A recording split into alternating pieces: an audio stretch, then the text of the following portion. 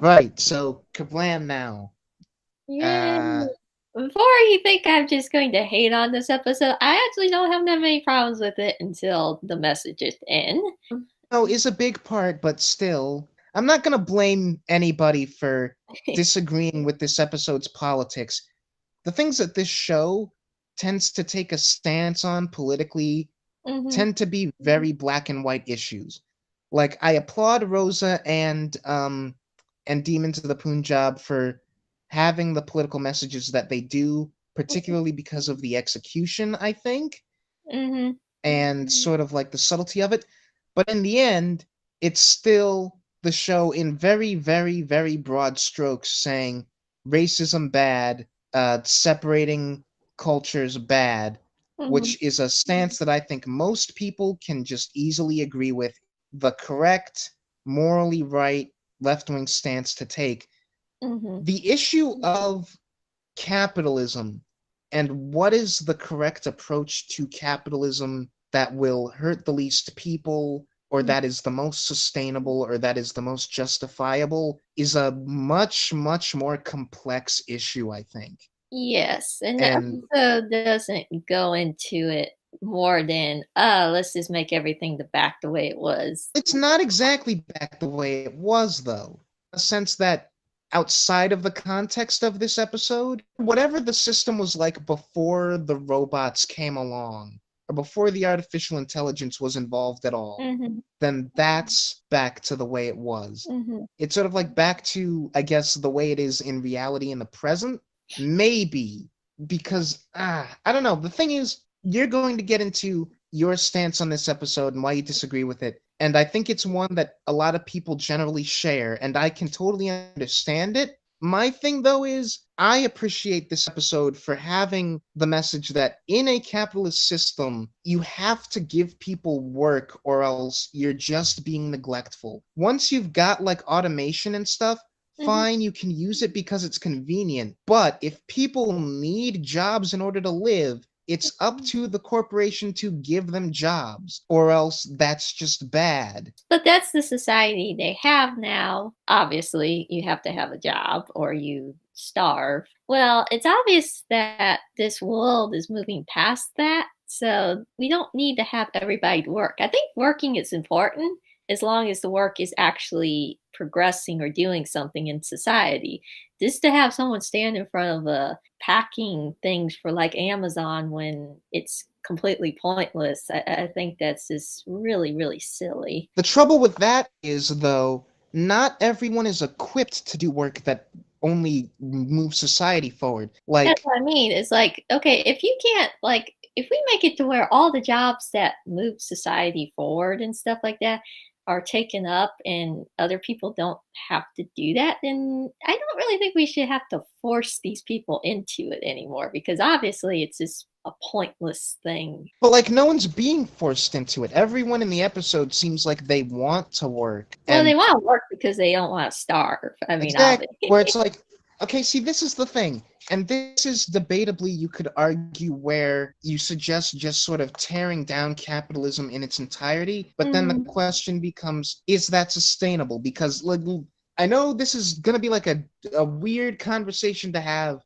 about a Doctor Who episode, especially one that a lot of people, I think, just sort of took on the merits of it's a fun Doctor Who episode. But let's Mhm. just work out this thought experiment for a little bit. Right, so you have a situation where, say, all of jobs that are like really progressive, like the artistry, maybe let's say architecture, creative, all of the creative positions, all of the Like like hospital positions jobs. that yeah, hospitals also, let's say hospital, maybe though, because even hospital work could be done by robots. Yeah. They would have to be sufficiently advanced robots, but it is possible. Every single job that would require something that a machine cannot do, Mhm. that would require the human element, that's Mhm. not a lot of jobs.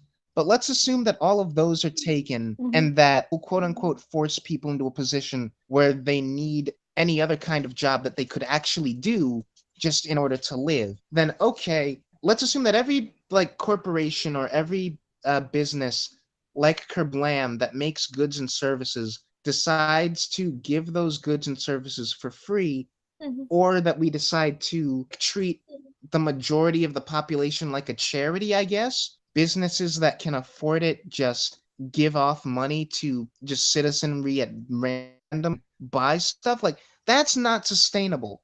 Where are they getting the money from? Like, let's assume that Kerblam as an entity is just a stand-in for all of capitalism.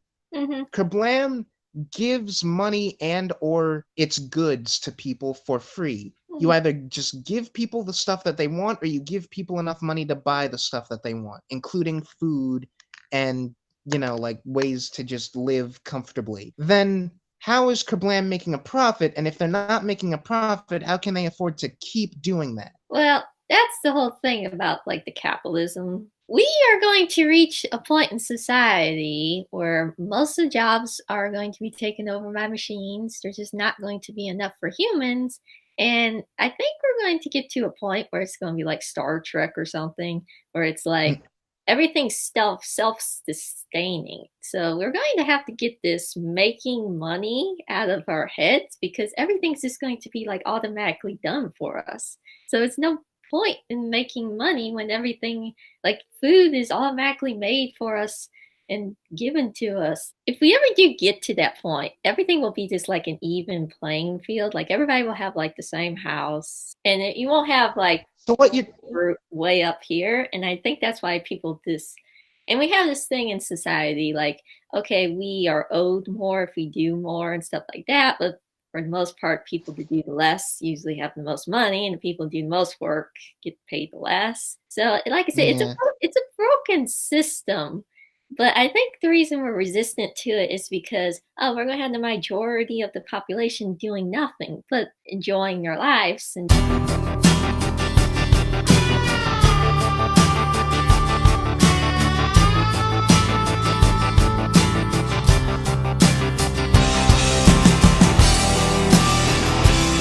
taking something like Star Trek, for example, how much of Mhm. that is just that the world of Star Trek has clearly advanced way farther than the setting of this episode? Where it's Yeah. like technological advancements are part of that, and we have the Kerblam robots who are sophisticated enough at least to do retail work, Mhm. and maybe the fact that they have developed a sort of conscience and a sort of morality where the Kerblam system is like, I have to protect people, I have to do the right thing, I have to ask for help, that sort of thing.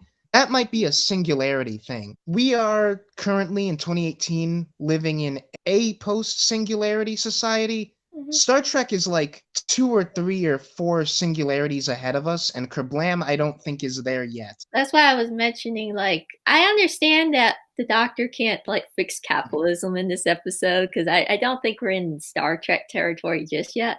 But I would like for the episode to bring this up. Like, this is not sustainable forever. Even if you get every machine out of here, population growth will eventually just outdo the job. So it's like, say something, Right. say something. But see, that's why I think this is such a complex issue, and it's not a fault of, as was suggested by someone in our group, that Doctor Who is not a show that's equipped to tackle an issue that complicated. I think Doctor Who chose a facet of a very, very multifaceted issue and decided to talk about that aspect of it. What we're currently talking about now is a completely different subsect of the same topic Mhm. that I don't think this episode was under any obligation to talk about, because again, the society that this episode is set in is just not there yet. I don't think until we get into a place where we can confidently say, all right, we will be fine if we just destroy capitalism. I don't think the episode is under an obligation to say, let's destroy capitalism. Yeah, I understand that part of it, but like I said, I just wish they'd just bring it up. And I wouldn't have such a big issue with it, but the problem is it sides with capitalism towards the end. I think unintentionally. At the end, they act like everything's Maybe. better because we kept the broken system going and everything, and they do make it a little better because, like, they're going to, monitor people. It still continues seeing This the is broken system is the problem and act like Yay. Okay, I have two takes on this. Hmm. One is that we can talk as much as we want about how capitalism is a broken system, and I think it is. Hmm. But the reason that it's broken is, I think, the reason that this episode gives, which is that someone took issue with the idea that this episode is saying capitalism could work if the people at the top were just really nice. I don't see how that's not correct. Like, isn't the thing that makes capitalism so faulty is that it creates a hierarchical structure where the people at the top are just choosing to be greedy and selfish and hurt everyone else. Like, that's our whole issue, right? It's the 1% where the 1% don't care about the 99%. They're just out to further themselves. And in this episode, we have a business structure with these two people at the top, Judy and Slade. And Slade is kind of a dick in moments, but both of them, in the end, the episode constantly reinforces that they do care about people. They're trying to give jobs to as many people as they can. They gave Charlie a job because he said, he gave them a sob story. They care enough about people that they are trying to do what's best for the people that work for them. They're trying to do what's best for the people that they think need it the most. Their hands are just kind of tied, and yet they're still trying to work around that. And so the issue is, could capitalism work far better than it does if we just had people at the top of the chain who were inherently selfless? And I think the answer is yes, but that's again coming into, this is a piece of fiction, and in real life, people are just too selfish, and I think that's maybe a bit too much to hope for. But theoretically, assuming that we could have some faith in the human spirit, if we could just work on the honor system and assume that people at the top of the chain in real life capitalism could just be decent people with the rest of society's best interests at heart rather than just their own, then absolutely capitalism could work. Well, it can work better, but eventually it's going to fall apart. Like I'm looking at it as the longer road because, like I said, Yeah, you're thinking like hundreds, yeah, possibly even thousands of years down the line. yeah. I don't think it's unjustified in not looking that far ahead. It's just saying, like, again, that's a choice. Like, someone, somewhere, some human Hmm. decided to give the machines jobs and not people when they didn't have to. And they could just as easily decide to change it back again. Yeah, but then it just becomes to me that seems pointless. Like I was saying, we get to that point, then we just should just start looking at society in a way that we should start looking at. Let's do everything automated and move past this because it's getting to the point where it's starting to fall apart, and this is kind of pointless. I can tell you right now, if it's a choice between just enjoying my life and doing things versus standing in front of a conveyor belt packing things that it's completely pointless. I'm going to choose the less pointless route because maybe I can come up with something creative or do something, or at the very least enjoy my life. And Yeah, but again, that's what we mentioned earlier, which is that some dramatic societal or technological shift has to happen, which yeah, clearly hasn't happened yet, to make that feasible. Because otherwise, the way that you get there is you do actively tear down capitalism, and you just tear down all the businesses, and you put up with a life that is infinitely less comfortable for a period of time so that you can then get to the comfortable place that you wanted. yeah, So it's really, see, again, it's so complicated. yes. It's really complicated, and this episode chose to like tackle one part of it. I wouldn't mind it, but it's still at the end of this day still sides against technology and capitalism. I Does it know. though? I don't see that at all. The reason why my take from that is because the scene with like Yaz and the dad talking about how old the robots Uh-huh. they took our jobs, and now we have to scramble for this little bit, and then of course you have the terrorists. Basically, what he wanted happened.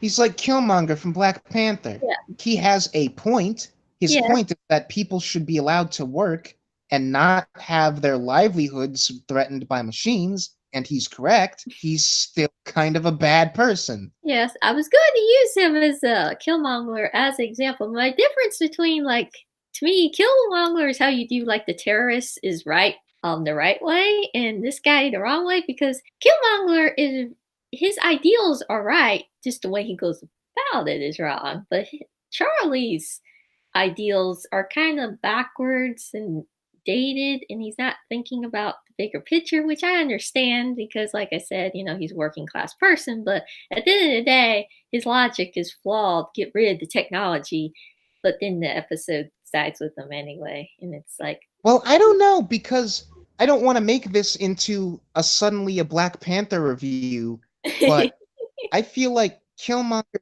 whole thing is just as logically flawed in exactly the same way, where he has a point in the sense that he's right, white supremacy, discrimination, and systemic racism has caused all sorts of problems, and Wakanda has done nothing, mm-hmm, and they should be doing something.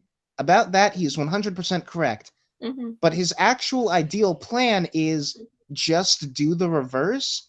His plan is just take over the world and put black people on top of all other races. And that's just as backwards as what he's fighting against. That's what I mean. Killmonger, his ideas, like I You said, keep calling him Kill you keep calling him Killmonger. I There's tell no everybody the wrong name. You there's know no this. L there's no L after the G. It's just Killmonger.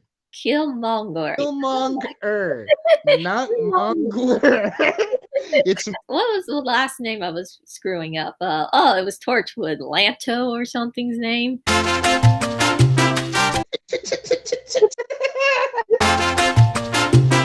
I remember my nickname because I can't call them the right name. but it's pronounced out loud for you I multiple. know. It's a brain default. I don't know what it is. I was gonna make a second point about the whole system siding with the system comment. Like the thing that I just like spent 10 minutes on, that's my main take on Mhm, that sort of line and that sort of line of thinking. mhm, My other possible interpretation is that this is maybe just an issue of semantics, mhm, where because of the framing of the episode, people think that the Doctor is siding against people with capitalism when she says it's not the system's fault, it's the way that people abuse the system. She could mean one of two things with the word system. She could mean the system of capitalism, or she could mean the system of automation. And I think in the context of that line, it's supposed to be the technological system, not the economic system, where she's saying the technology, there's nothing wrong with it inherently. It's the way that people like you will get into it and decide to use it for your own ends. Like this machine is meant to just sort of fulfill people's requests. The AI, the technology, the Kerblam workforce, it's meant to be of service, and you're abusing its programming to serve your really bad ends. And that I think is absolutely correct. You could also apply that, like I said, to capitalism in the sense that it is people who choose to abuse the capitalist system worse. But I think the Doctor explicitly is talking about the machines with that line, using for people because system can apply to both of those things. Yeah, the problem is she just says that one line and she doesn't elaborate. And I was like, okay, you're starting to say something. Continue. I feel like it's as elaborate as it needs to be because she says it's not the problem with the systems, it's the way that people use and abuse the systems. The thing about it is like, what does she mean by that? Does she mean that just using the robots is bad? I mean, No, she means using them maliciously is bad.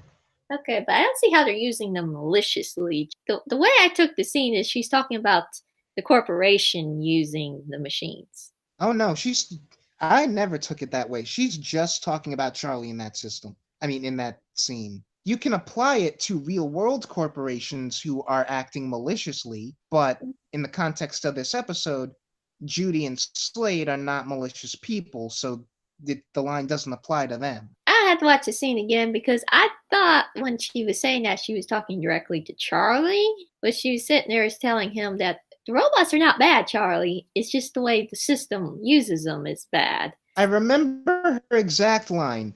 Okay. Her exact line is the problem isn't the system, it's the way people use and abuse the system that's the problem. people like you, and she's talking to Charlie Uh, because he's about to abuse this system to hurt tons of people. okay, the line at the end. I thought she was talking about the corporation and trying to talk him down. She is trying to talk him down, but she's trying to talk him down by like letting him know that what he's about to do is terrible. Yeah. Like, Obviously. again, you can apply that line of thinking to real world corporations and it would be absolutely true. The episode is not painting Kerblam as at fault in this case. Like I said, this whole thing is extremely complicated. I still don't like that it sides a bit with capitalism unintentionally. You can look at it the other way though, is it's not so much siding with capitalism and say capitalism can be better. I feel like people wanted this episode to be about how capitalism is just evil and just get rid of it. Mm-hmm. And I appreciate this episode for being more complicated and nuanced than that and saying this is a flawed system that can be improved if people's hearts are in the right place. Yeah, but still, it's a band aid at the end of the day. So, like I said, it can be Mm. looked at both ways, and like I said, it's a very complicated issue that I don't think the episode wanted to get too deep about. Like it wants to say something, but it doesn't want to get into every aspect of it. So, what we got is a slightly better system at the end that will ultimately still fail. So, eh. Mm.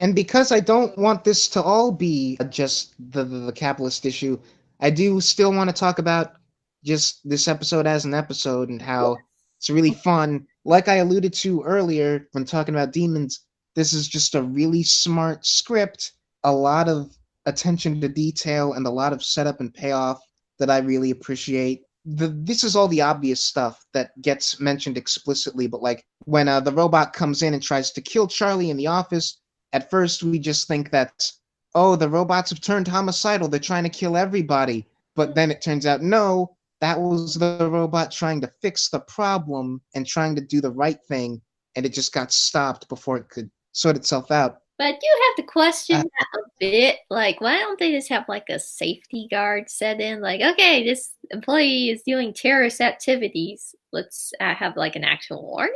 I got the impression that Charlie stopped them from Like, because they mentioned that he hacked into the system, right? I have to go over the episode. I Like, with feel like he stopped them from doing anything overt. okay, but like I said, I have to go through it with like a fine tuned pick because I don't remember it. If it is in there, I appreciate that. But if it's not in there, I'm going to be very annoyed.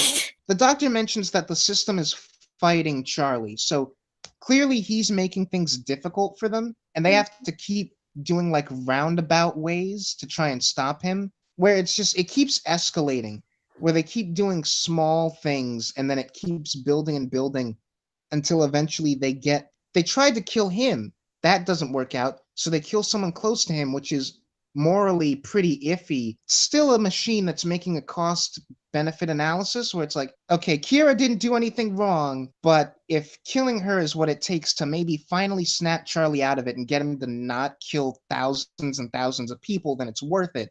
And everything else we've tried has not worked. And we tried to call the doctor for help, but she's not solving things fast enough. So let's do the only other thing that we can. Also, let's just mention that the doctor actually made things harder because she had to switch jobs with Grant. Yeah, like there's just a reason for so many things that happen. There's a reason that the doctor was going to go into sanitation. There's a reason that it took them as long as they did to target Kira instead of doing that to begin with, because they don't want to kill anyone. The machines, the technological system, wants to solve this as painlessly as possible, but nothing's working. The system makes sure to send Judy a notification once it's taken Kira, despite the fact that whenever Charlie's had someone taken, he's made sure that there's never a notification sent about it. So yeah, clearly Charlie is doing something where the system could be informing Judy and Slade and everyone else about what's going on, but Charlie's stopping that from happening. But when they take Kira by themselves, they send Judy a notification so that Charlie knows it's happening and so that he arrives in time to see it happen. I don't know, there's just so much about this script where it's like, it's really smart. Like Pete McTeague, who, again, I hope that's the right way to pronounce his name, Hey, you just got on me for doing that. Yeah. This this is not a script that feels like a first draft, like we sometimes complain about with episodes of this show that have strong points to them but needed another passover. This feels like a second, third, fourth draft of something, and I really appreciate that. It's very meticulous. Let's talk about Kira. That was kind of a screwed up scene. Pretty much. I was a bit surprised that they would kill a character off that innocent. I think a good way to cover your bases for people who would complain that making Charlie the villain is like demonizing people with his point of view or demonizing young people, or because he has that line about how his generation is the one that gets stuff done, and clearly that's a stand-in for millennials. Mm-hmm. And the fact that Charlie dies is maybe like a negative side to that commentary, but it does keep him a three-dimensional real person. Like he's a real empathetic character because he really is just in love with this nice innocent person, and it's a really sort of innocent crush that he has, and he's not pretending to be in love with her. He's not willing to sacrifice her for his big goal. He genuinely feels warmly to this person, and it makes him feel like a real human being. And not a terrorist, which he is. You know what I mean, like in a writing sense. I know. It could have made him just a generic terrorist, but they did show that he does have feelings and stuff. He's just backwards Yeah. about the whole thing, which understandably. Not everything about him is an act, and I appreciate that. I mean, visuals in this episode are very nice. I mean, especially with the conveyor belts and everything. That was pretty cool. It's not one of the best directed episodes this season. Mm-hmm. Like especially in terms of the editing. Like I Mm-hmm. noticed this speaking about Kira and Charlie, their conversation with each other is where I noticed it the most. Mm-hmm. This is, out of every episode in series 11, something that feels like it was directed and edited like it could have been a Russell or Moffat era story. On top of all the other ways that this show has changed, I think visually it's completely different from what we've had through the Moffat and RTD years, where it feels more sort of artistically directed and deliberately shot and deliberately edited. And this is the one episode I think hasn't had that. It feels like whoever directed or edited this one, it wouldn't have been out of place in a previous season the way that some other ones have. I think that's why a lot of people like this one because of that. It reminded me a lot of like, a traditional Russell T Davies episode. Your thoughts feel like something I've seen before. It's like, and my mom kept saying that. She said, I've seen those before. I've seen those before. Yeah, because it does feel very RTD in the sense that, like I mentioned this in my review, but RTD had a habit of characters that and settings that felt very contemporary, even though they were in the far off future, creepy looking robots, stuff like that. There's a lot of trappings to this episode that I think made people go like, oh, home sweet home. There's so many episodes that were relatively more experimental. Even the plot is something that you would see more in a Russell T Davies episode than a Moffat episode. Yeah, I don't know. I liked it. I liked that it was sort of a return to a more traditional sort of episode structure for this show. I really like this one. Most of it I think is passable. It's mostly stuff I feel like I've seen before. The Camberos scene, the scene with the Camberos, it was pretty cool, but it's still, I don't know, most of it was just pretty bland for me again. And the ending, like I said, accidentally siding with capitalism, even though they do put a band-aid and make things a little better, kind of sours it. So I'm just kind of meh on this one. Off stream earlier that I don't think we've had any like all-time greats this season outside of maybe Rosa. I go back and forth with that episode, but I think this and Rosa and Demons of the Punjab and Saranga Conundrum, and maybe going back and looking at Woman Who Fell to Earth. I don't know, I have to rewatch that one. I think that sort of cluster of episodes have been the strongest for me, and they're the ones where I definitely would go back multiple times to watch them just to watch them.